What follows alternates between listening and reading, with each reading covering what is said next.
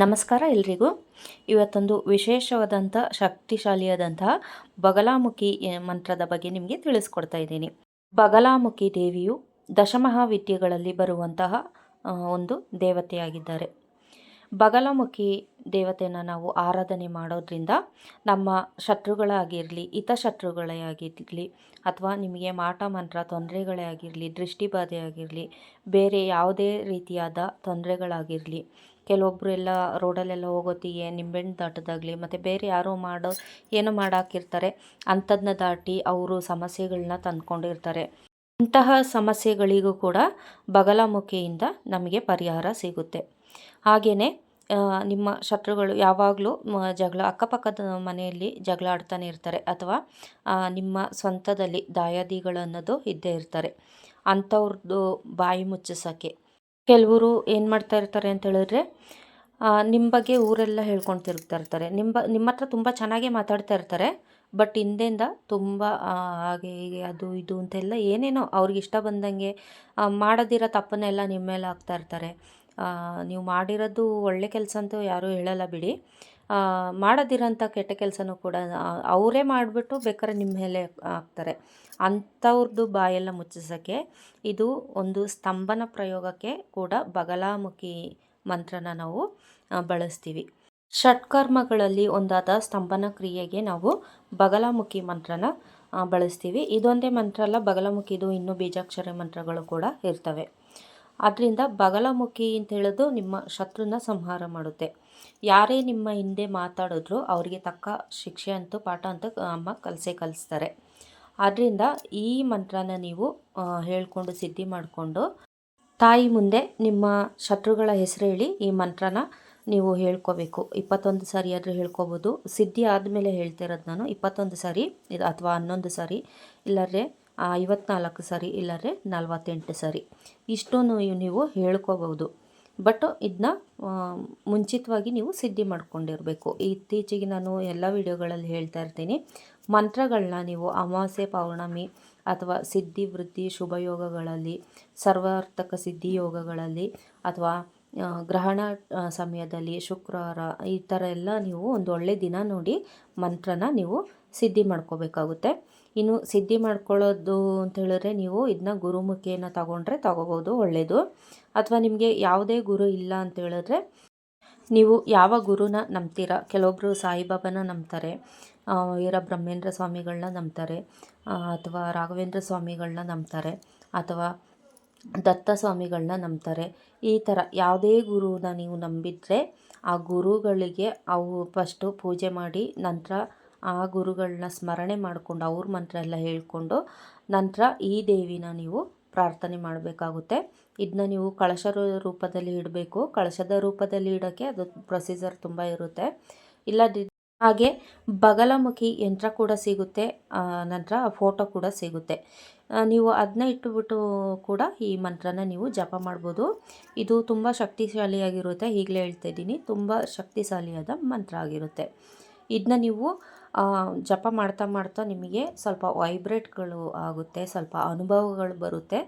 ನಿಮಗೇನಾದ್ರೂ ಕೆಟ್ಟ ಅನುಭವ ಆಯಿತು ಅಂತ ಹೇಳಿದ್ರೆ ಸ್ಟಾಪ್ ಮಾಡಿ, ತೊಂದರೆ ಇಲ್ಲ. ಅದನ್ನ ಕೆಟ್ಟ ಅನುಭವಗಳು ನಿಮ್ಮ ಗಮನಕ್ಕೆ ಬಂದು ಮತ್ತೇನೂ ಮುಂದುವರಿಸಬೇಡಿ, ನಾನು ಈಗಲೇ ಹೇಳಿದ್ದೀನಿ.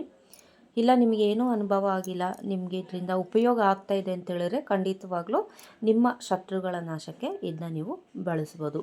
ನಾಶ ಅಂತ ಹೇಳಿದ್ರೆ ಸಾಯ್ತಾರೆ ಅಂತಲ್ಲ, ದಯವಿಟ್ಟು ಯಾರು ತಪ್ಪು ತಿಳ್ಕೊಬೇಡಿ. ಅವರಷ್ಟಕ್ಕೆ ಅವ್ರು ಸುಮ್ಮನಾಗ್ತಾರೆ, ನಿಮ್ಮ ತಂಟೆಗೆ ಬರೋದೇ ಇಲ್ಲ ಅವರು. ಆಮೇಲೆ ಕೆಲವೊಬ್ಬರು ಈ ಮಾಟ ಮಂತ್ರ ಪ್ರಯೋಗಗಳೆಲ್ಲ ಮಾಡೋದು, ಕೈ ಮುರಿಯೋದು, ಶಾಪ ಹಾಕೋದು, ಇದೆಲ್ಲ ಮಾಡ್ತಾ ಇರ್ತಾರೆ. ತುಂಬ ಜನ ಆ ಥರನೇ ಇರೋದು. ಈಗ ಪ್ರಪಂಚದಲ್ಲಿ ಇದು ಕಲಿಯುಗ, ಅದೇ ಥರ ಇರೋದು. ಕೈ ಮುರಿಯೋದಾಗಲಿ, ಶಾಪ ಹಾಕೋದಾಗಲಿ, ಈ ಥರದ್ದೆಲ್ಲ ಮಾಡ್ತಾ ಇರ್ತಾರೆ.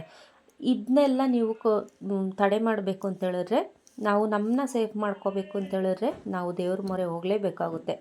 ಅದರಲ್ಲೂ ಬಗಲಾಮುಖಿ ದೇವ್ರನ್ನ ನೀವೇನಾದ್ರು ಜಪ ಮಾಡಿದ್ದೇ ಆದಲ್ಲಿ ನಿಮಗೆ ಈ ಶತ್ರುಗಳ ಕಾಟದಿಂದ ನೀವು ಮುಕ್ತಿ ಪಡಿಬೋದು. ಇದಿಷ್ಟಕ್ಕೆ ಶತ್ರುಗಳಿಗೆ ಮಾತ್ರನಾ ಈ ಮಂತ್ರ ಅಂತ ಹೇಳಿದ್ರೆ ಖಂಡಿತವಾಗ್ಲೂ ಅಲ್ಲ. ನಿಮ್ಮ ಸಕಲ ಕಾರ್ಯಗಳು ಇದರಿಂದ ಸಿದ್ಧಿಯಾಗ್ತವೆ. ಆಮೇಲೆ ನೀವು ಕೋರ್ಟ್ ಕಚೇರಿಲಿ ಏನಾದರೂ ವ್ಯಾಜ್ಯಗಳಿದ್ದರೆ, ಯಾವುದಾದ್ರೂ ಕೇಸ್ಗಳು ನಡೀತಾ ಇದ್ದರೆ, ಅಮ್ಮನ ಅನುಗ್ರಹ ಸಿಕ್ತು ಅಂತ ಹೇಳಿದ್ರೆ ನೀವು ಅದರಿಂದ ತುಂಬ ಪ್ರಯತ್ನ ಅಂತೂ ಪಡಲೇಬೇಕು. ತುಂಬ ಈಸಿಯಾಗಿ ನೀವು ಗೆಲ್ಬೋದು.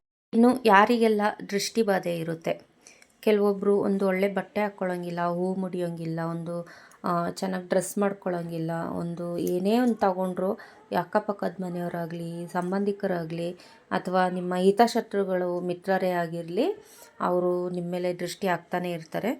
ಅಂಥ ದೃಷ್ಟಿಗಳು ಆಗಲಿ ಅಥವಾ ಪ್ರೇತದ ದೃಷ್ಟಿ ಅಂತ ಇರುತ್ತೆ ಕೆಲವೊಬ್ಬರಿಗೆ, ಅಂತಹ ದೃಷ್ಟಿಗಳನ್ನ ಕೂಡ ಇದು ನಿವಾರಣೆ ಮಾಡುತ್ತೆ. ಇನ್ನು ಬಗಲಾಮುಖಿ ಮಂತ್ರನ ನೀವು ಯಾವ ರೀತಿ ಹೇಳ್ಕೋಬೇಕು ಅಂತ ಹೇಳಿದ್ರೆ, ಮೊದಲನೇಗೆ ಪ್ರತಿಯೊಂದು ಸರಿ ನಾನು ಹೇಳಿದ್ದೀನಿ, ನೀವು ಉತ್ತರಾಭಿಮುಖವಾಗಿ ಕೂತ್ಕೋಬೇಕು. ಹಿಂದಿನ ವಿಡಿಯೋಗಳಲ್ಲೆಲ್ಲ ನೋಡಿ ನಾನು ಎಲ್ಲನೂ ನಿಮಗೆ ಮಂತ್ರ ಸಿದ್ಧಿ ಮಾಡೋದು ಹೇಗೆ ಅಂತೆಲ್ಲ ಹೇಳ್ಕೊಟ್ಟಿದ್ದೀನಿ. ಅದನ್ನೆಲ್ಲ ನೋಡಿದ್ರೆ ನಿಮಗೆ ತಿಳಿಯುತ್ತೆ. ಇಲ್ಲಿ ಇನ್ನೊಂದು ಸರಿನೂ ಹೇಳ್ತೀನಿ ನೋಡಿ, ಮಂತ್ರ ಸಿದ್ಧಿ ಮಾಡ್ಕೋಬೇಕು ಅಂತ ಹೇಳಿದ್ರೆ ನೀವು ಉತ್ತರಾಭಿಮುಖವಾಗಿ ಕೂತ್ಕೋಬೇಕು. ಅಥವಾ ಕೆರೆ, ನದಿ ಈ ಥರ ಸ್ಥಳಗಳಲ್ಲಿ ನೀವು ಕೂತ್ಕೋಬೋದು, ಬೆಟ್ಟಗಳಲ್ಲಿ ಕೂತ್ಕೋಬೋದು, ಅಥವಾ ಯಾವುದಾದ್ರೂ ಹಳೆ ದೇವಸ್ಥಾನಗಳಲ್ಲಿ ಕೂತ್ಕೋಬೋದು. ಅಂದರೆ ಯಾರ ಸಂಚಾರ ಇರಬಾರ್ದು ಅಂಥ ಸ್ಥಳದಲ್ಲಿ ಕೂತ್ಕೊಂಡು ನೀವು ಯಾವುದೇ ಮಂತ್ರನ ಸಿದ್ಧಿ ಮಾಡಿಕೊಂಡ್ರೆ ಸಿದ್ಧಿ ಆಗುತ್ತೆ. ನೆಗೆಟಿವ್ ಏನಾದರೂ ಬಂತು ನಿಮ್ಮ ಇದಕ್ಕೆ ಗಮನಕ್ಕೆ ಅಂತ ಹೇಳಿದ್ರೆ ದಯವಿಟ್ಟು ಯಾವುದೇ ಮಂತ್ರನ ನೀವು ಸಿದ್ಧಿ ಮಾಡ್ಕೋಬೇಡಿ. ಇದು ಅಂತಲ್ಲ, ಯಾವ ಮಂತ್ರನೂ ಸಿದ್ಧಿ ಮಾಡ್ಕೋಬೇಡಿ. ಸ್ವಲ್ಪ ಪಾಸಿಟಿವ್ ಆಗಿರೋಂಥ ಮಂತ್ರಗಳನ್ನೇ ನೀವು ಸಿದ್ಧಿ ಮಾಡ್ಕೊಳ್ಳಿ. ಹಾಗೆ ನೀವು ಶುಚಿಭೂತರಾಗಿರಬೇಕು. ನೀವು ಕೂತ್ಕೊಳ್ಳೋಂಥ ಸ್ಥಳ ಕೂಡ ಶುಚಿಯಾಗಿರಬೇಕು. ಮನೆಯಲ್ಲಿ ಜಪ ಮಾಡ್ಬೋದಾ ಅಂತ ಹೇಳಿದ್ರೆ ಮಾಡ್ಬೋದು, ಖಂಡಿತವಾಗ್ಲೂ ಮಾಡಿ, ಅಂದರೆ ಶುದ್ಧಿಯಾಗಿರಬೇಕು. ನಂತರ ಒಂದು ಮಣೆ ಅಥವಾ ಚಾಪೆ ಅಥವಾ ಬೇರೆ ಏನಾದ್ರು ಆಲ್ಟ್ರೇಟ್ ಮಾಡ್ಕೊಳ್ಳಿ. ಮಣೆ ಮೇಲೆ ಕೂತ್ಕೊಂಡ್ರೇ ಒಳ್ಳೆಯದು. ಈ ಮಂತ್ರನ ನೀವು 1008 ಸರಿ ಜಪ ಮಾಡಬೇಕಾಗುತ್ತೆ. ನೀವು 48 ದಿನಗಳ ಕಾಲ ಆದರೂ ಜಪ ಮಾಡಿದ್ರೆ ನಿಮಗೆ ತುಂಬ ಚೆನ್ನಾಗಿ ಸಿದ್ಧಿ ಆಗುತ್ತೆ.